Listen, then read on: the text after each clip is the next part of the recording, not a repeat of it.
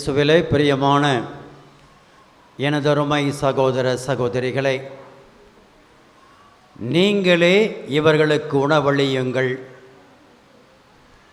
முதல் வாசகம் இது நாம் கொண்டாடுகின்ற இயேசுவின் திருவுடல் திருரத்த பெருவிழாவின்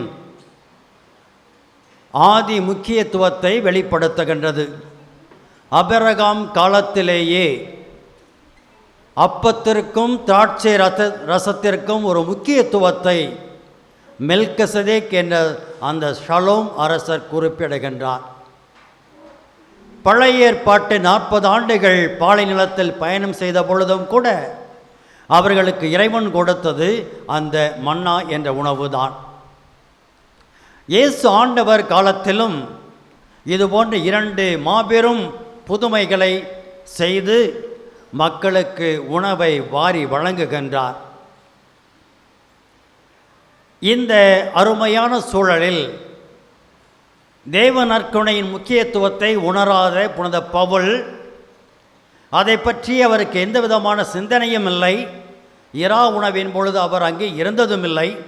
அப்படி என்றால் அவருக்கு இதனுடைய முக்கியத்துவம் எப்படி உணர ஆரம்பித்தது? கடவுள் அவருக்கு பல காரியங்களை வெளிப்படுத்தினார். அதிலே இதுவும் ஒன்று எனக்கு வெளிப்படுத்தியவாறு என்று இந்த நிகழ்வை அவர் பதிவு செய்கின்றார். ஆகவே இயேசுவின் திருவுடல் திரு ரத்தம் செய்கின்ற மாபெரும் அந்த அற்புதமான மீட்பின் திட்டத்தினை இன்று நாம் அறிந்து கொள்ள அழைக்கப்படுகின்றோம். மேலும் இந்த புதுமை நிகழ்ந்த இடம் பெத்சாயிதா. பேதுரு, யோவான், பிலிப்பு இவருடைய ஊர். இதிலேதான் பிறவி குருடனை இயேசு குணமாக்குகிறார். இன்றைய நற்செய்தி லூக்கா பெத்சாயிதா என்ற அந்த ஊரின் பெயரை ஏன் குறிப்பிடுகிறார்? 2 அதிகாரங்களுக்கு பிறகு 10ஆம் அதிகாரத்துக்கு சென்றோம் என்றால் அங்கு இயேசு இந்த நகரை சற்று குறை கூறுவார். குராசின் நகரே, பெத்சாயிதா நகரே என்று குறை சொல்லுவார். எதற்காக? உன்னிடம் செய்யப்பட்ட புதுமைகள் தீர் சீதோன் நகரை செய்திருப்பது என்றால் எப்பொழுதே அவர்கள் மனம் மாறியிருப்பார்கள் என்று. ஆகவே இயேசு ஆண்டவர் செய்கின்ற ஒவ்வொரு புதுமையும் நமது மனம் மாற்றத்திற்கும் நம்முடைய வாழ்வின் அருள் வாழ்வின் வளர்ச்சிக்காக மட்டுமே இருக்கிறது. ஆகவே இந்த திருப்பலி பீடத்திலே இந்த மாபெரும் புதுமை ஒவ்வொரு நாளும் நிகழ்ந்து கொண்டேதான் இருக்கிறது. 2 விதமான புதுமைகள். ஒன்று, சாதாரண அப்பம் இயேசுவின் உடலாக மாறுகின்ற மிகப்பெரிய மகத்துவமான புதுமை. 2வது புதுமை, அது நமது கண்களுக்கு மறைந்திருக்கும் வகையிலே இன்னுமாக அந்த உணவாக தெரிகின்ற புதுமை. அது அப்படியே ஒரு இரத்தத்தோடு ஒரு புதிய இப்போ தான் வெட்டின கறி மாதிரி இருந்தால் யார் சாப்பிட முடியும்? ஆகவே நாம் ஒவ்வொருவரும் உண்பதற்கு ஏற்றவாறு தனது உடலை நமது உணவாக பக்குவமாக மாற்றி கொடுக்கின்ற அருமையான புதுமை. இந்த புதுமைக்கும் பங்கு தந்தை என்பவருக்கும் என்ன தொடர்பு இருக்கிறது? நீங்களே இவர்களுக்கு உணவு கொடுங்கள். பங்கு பணியாளர்கள் வருவதும் பணியேற்பிலே இருந்து மக்களோடு இணைந்து செயல்படுவதும் எதற்காக? 3 முக்கிய காரணங்களுக்காக. அதிலே முதலாவது, திருக்கூட்டத்தை, நம்பிக்கையாளர்களை ஒற்றுமைப்படுத்தி இயேசு கிறிஸ்துவின் பிரதிநிதியாக இந்த தல திரு அவையின் மறை உடலாகிய அந்த உடலின் தலையாகி இருக்கக்கூடிய இயேசுவின் பிரதிநிதியாக இங்கே செயலாற்றுவதற்காக. எனவேதான் சாமி சர்வேன்சு தோஸ்திரம் இவரை வைத்து நம்முடைய முன்னோர்கள் கடவுளை மகிமைப்படுத்தினார்கள்.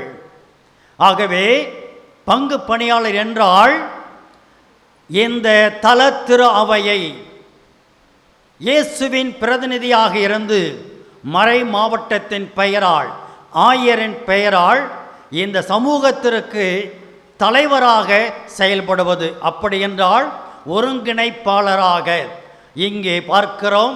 பீடச் சிறுவர்கள், பாடகர் குழுவினர், மற்ற பக்த சபைகள், இன்னும் கத்தோலிக்க சங்கம், அருட்சகோதரிகள் என்று பலவிதமான அமைப்புகள் ஒவ்வொருவருக்கும் தனித்தனியான அருள் வரங்கள், கொடைகள், இத்தனையையும் நம்முடைய தல திரு அவையின் வளர்ச்சிக்காக பயன்படுத்துவதற்காக எல்லோரையும் ஒருங்கிணைக்கின்றவர்தான் இந்த பங்கு பணியாளர், பங்கு தந்தை. இது முதலாவது. ஆகவே அவர் எடுக்கின்ற முன்னெடுப்புகள் மறை மாவட்டத்தின் பெயரால் இந்த பகுதியில் இருக்கக்கூடிய மறைவட்ட பங்குகளுக்கெல்லாம் முன்னோடியாக, முன் உதாரணமாக, வளர்ச்சி பாதையிலே செல்கின்ற பங்காக தொடர்ந்து நீடிப்பதற்கு இறைவன் நமக்கு கொடுத்திருப்பவர்தான் நமது புதிய பங்கு தந்தை அவர்கள். இரண்டாவதாக, பங்கு தந்தை எதற்காக இருக்கிறோம் என்றால், பங்கு தந்தை இல்லை என்றால் இங்கே தேவனற்குணை இல்லை, கடவுளுடைய பிரசன்னம் இல்லை. அபிரகாம் முதல் இன்று வரை இந்த தேவனற்குணை கடவுளுடைய பிரசன்னத்தை நமக்கு காட்டுகிறது, கடவுளுடைய உடனிருப்பை நமக்கு காட்டுகிறது. அந்த உடனிருப்பு எப்படிப்பட்ட உடனிருப்பு? ஒரு சக்தி படைத்த உடனிருப்பு, ஏதோ சர்த்தா என்று இல்லை, வாழ்வு கொடுக்கின்ற உடனிருப்பு. எனவேதான் என் உடலை உண்டு இரத்தத்தை குடித்தால் ஒழிய உங்களுக்குள் உயிர் இராது, வாழ்வு இராது. ஆகவே வாழ்வு இருக்க வேண்டுமென்றால் அந்த ஆண்டவனுடைய பிரசன்னம், எனர்ஜி கொடுக்கக்கூடிய பிரசன்னமாக நம் மத்தியிலே செயலாற்ற வேண்டும். அந்த தெய்வ நற்கொணை அங்கே அறையிலே பூட்டப்பட்டு வைப்பதற்காக மட்டுமல்ல, அங்கிருந்து வரக்கூடிய ஆண்டவனுடைய பிரசன்னம் நாம் ஒவ்வொருவரையும் ஆன்மீக வாழ்விலும் இவ்வுலக வாழ்விலும் நம்மை நெறிப்படுத்துவதற்காக சக்தி படைத்த பிரசன்னமாக இருக்கிறது. அந்த பிரசன்னத்தை யாரையா கொடுக்கிறது? குருவானவர் மட்டுமே கொடுக்க முடியும். ஆகவேதான் புனிதை அன்னை தெரசா கம்யூனிஸ்ட் நாட்டுக்கு அழைக்கப்பட்ட பொழுது, நாங்கள் வர வேண்டும் என்றால் எங்களோடு ஒரு குரு வர வேண்டும், குருக்களுக்கு இடமில்லை, அதை பற்றி கவலை இல்லை. நாங்கள் பணி செய்ய வேண்டுமென்றால் எங்களுக்கு இயேசுவை பிரசன்னப்படுத்துவதற்கு ஒரு குரு வேண்டும்.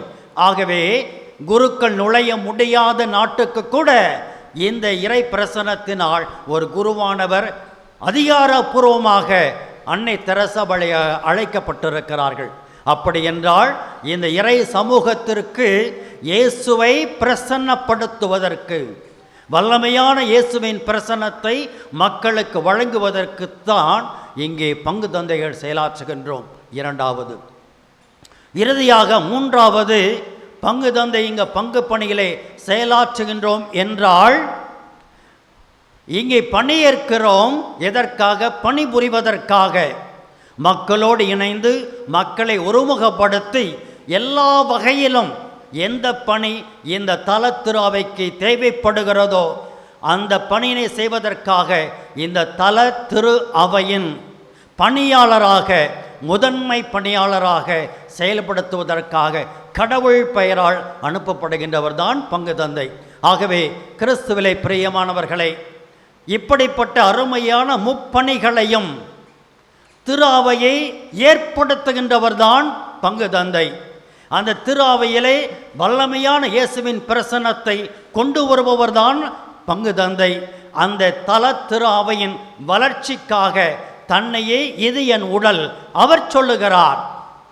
இயேசு சொன்னார் என்று சொல்லவில்லை, இது என் இரத்தம் என்று அவர் சொல்லுகிறார். ஆகவே அந்த அப்பத்தையும் ரசத்தையும் இயேசுவின் உடலாகவும் திரு இரத்தமாகவும் மாற்றி கொடுப்பது மட்டுமல்லாமல் தனது வாழ்வையே, பணி வாழ்வையே மக்களுடைய வளர்ச்சிக்காக, முன்னேற்றத்திற்காக, உடலாக, உயிராக, ஆன்ம உணவாக தனது பணி வாழ்வையே கொடுக்கும் அளவுக்கு தன்னை முழுவதும் அர்ப்பணிப்பவர்தான் பங்கு தந்தை. ஆகவே இப்படிப்பட்ட யாரும் நிறைவேற்ற முடியாத இடத்திலே இருந்து, யாரும் நிறைவேற்ற முடியாத சில தனித்துவமான பணிகளை செய்வதற்காக இறைவன் பங்கு தந்தையர்களை அனுப்புகின்றார். ஆகவே அவ்விடத்திலே நம்மை பொறுத்தல் இருக்கக்கூடிய மதிப்பும் மரியாதையும் எவ்வளவு என்று பாருங்கள். ஆண்டவன் பதிலாளி, ஆகவேதான் அவரை நாம் மதிக்கின்றோம். அடுத்ததாக நம்முடைய திருக்கூட்டத்தின் தலைவர் ஆகவே அவருக்கு எல்லா வகையிலும் ஒத்துழைப்பு கொடுக்கின்றோம். மூன்றாவதாக, இந்த இயேசுவின் பிரசன்னத்தை எனது வீட்டளவும் கொண்டு வருகின்ற அருமையான பணியாளர்.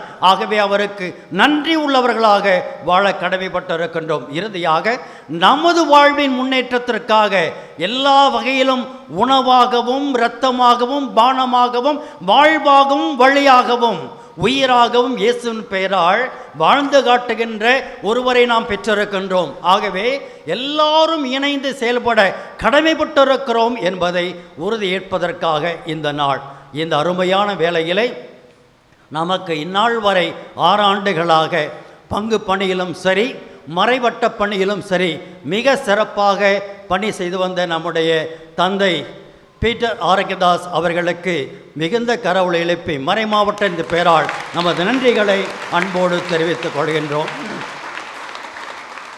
அதோடு இணைந்து இன்றிலிருந்து அதே பணியை, இயேசுவின் பணியை, இது ஒரு ரிலே ரேஸ், இதுவரைக்கும் அவர் ஓடினார், இனிமேல் புதிய பங்கு தந்தை மட்டார முதன்மை தந்தை எடுத்து கொண்டு செல்லுவார். ஆகவே நம் அனைவருக்கும் புதிய பங்கு தந்தையாக இந்த லால்குடி மறைவட்டத்தின் பேரருள் தந்தையாக முதன்மை பணியாளராக மறைவட்ட முதன்மை பணியாளராக பணியேற்க இருக்கக்கூடிய நம்முடைய அன்பு தந்தை சேவியர் அவர்களையும் நம்முடைய திருக்கூட்டத்தின் சார்பாக அன்போடு வருக வருக என்று மறை மாவட்டத்தின் சார்பாக அழைக்கின்றோம்.